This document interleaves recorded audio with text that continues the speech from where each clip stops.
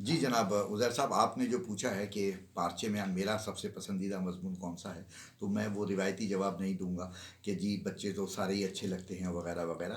مجھے یہ مضمون بہت اچھا لگتا ہے، اس میں سے میں صرف تین چار ادھر ادھر سے آپ کو لائنیں سنا رہا ہوں، اقتباسات سنا رہا ہوں۔ اس کا عنوان ہے اپنی تعزیت آپ۔ تو میرے موت پر میری صحافی دوستوں نے مقامی خبروں والے صفحے پر سیاہ حاشیے میں دو کالمی خبر لگائی: دوسروں کی خبر لگانے والا آج خود خبر اور خبر بن گیا۔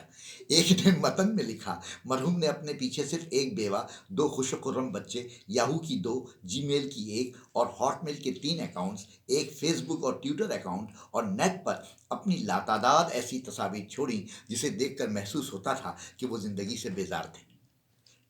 پھر اس کے بعد ایک آگے میں اور سناتا ہوں: مرحوم کو آخری عمر میں پینٹنگ کا شوق ہو گیا تھا، ہر وقت اپنے بالوں کو رنگتے رہتے تھے۔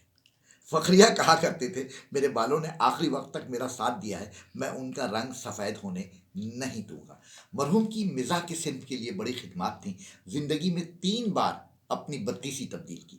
کہتے تھے آدھی عمر بیوی اور آدھی عمر بتیسی کی خدمت پہ گزر گئی۔ اخبار اور کھانے کی پلیٹ چاٹنے میں ان کا کوئی ثانی نہ تھا۔ اچھا، پھر اس کے بعد جب مرحوم کا انتقال ہو گیا تو ان کے دوستوں نے جو ٹیکسٹ لکھے، اس میں سے ایک ٹیکسٹ ہے: مرحوم اگر جوانی میں فوت ہوتے تو بیوہ سے تعزیت میں زیادہ مزہ آتا۔